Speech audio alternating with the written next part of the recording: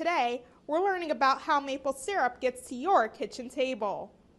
February begins the prime time for sugar houses to produce maple syrup. What happens is if the weather turns warm very quickly, like it did last year and the year before, the buds start forming on the trees.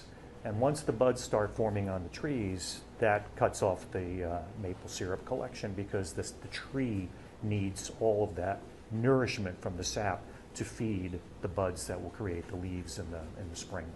How does this sweet treat we love go from the sap in the tree to the topping for your pancakes? The process requires patience and attention. It all starts with weather, a factor that can make or break production. Ideally, you have to have temperatures that are above freezing during the day and below freezing at night, because the flow of sap into the buckets is dependent upon the flow of sap up and down the tree. And if you have that fluctuation in temperatures, what happens is, the sap will rise during the day as the temperature gets warmer, and then at night, as the temperature gets cold, that sap drops back down into the roots of the tree. Asbury Woods has a sugar house called the Sugar Shack. The syrup is not produced for sale, but for their annual Maple Festival.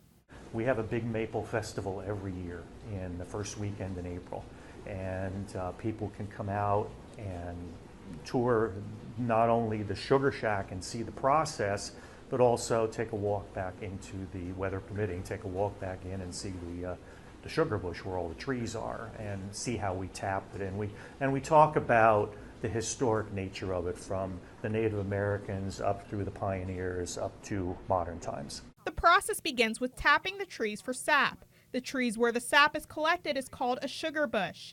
Asbury Woods puts around 70 buckets out for collection. The sap is then boiled. It takes 40 gallons of pure sap just to make 1 gallon of maple syrup. To see how we go from sap to syrup, we took a drive to Casbom Maple and Honey in Albion. Chris Casbom is a longtime sugar maker carrying on his father's legacy. Well, I started when I was a real young lad, about probably 8 years old, so I've been making syrup about 60 years. And I started with my dad on his farm, and so we made syrup off and on for a number of years. But in 2000, I decided that we wanted to have our own sugar house. And he still continues today, even letting me participate in the syrup making process. We made fire and ice syrup. The fire and ice designation describes the winter that we've had with a lot of ice and even frozen sap. It also describes the process where we're using a wood-fired evaporator. Here's how it's done. We've had days from 800 gallons of sap down to, today was the smallest, we were at 200 gallons of sap that we collected.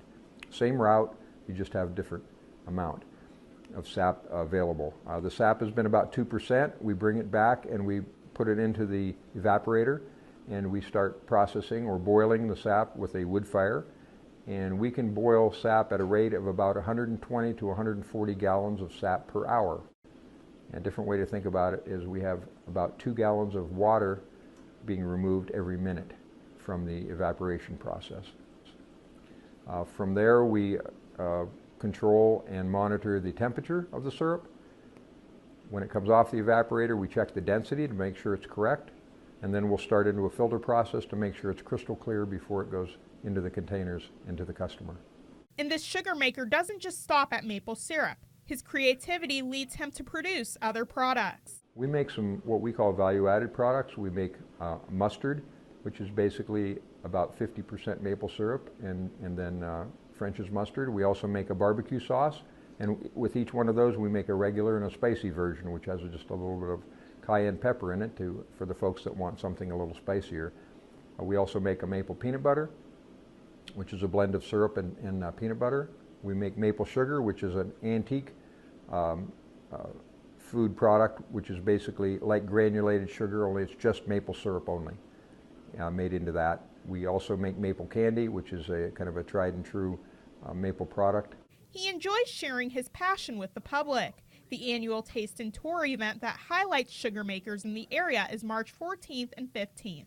We decided to kind of follow the wine industry where they were having wine tours, and we said, I think we can do that with maple. So this is our 17th year. We currently have 19 sugar houses that have signed up, And it's not for everyone. It's a lot of work, and your sugar house has to be basically ready for the public. For more information about how you can attend the events mentioned, click on the links in this article. Next time you see the price of maple syrup in stores, remember the process it takes to get it from the trees to your home. Odessa Meredith, YourErie.com.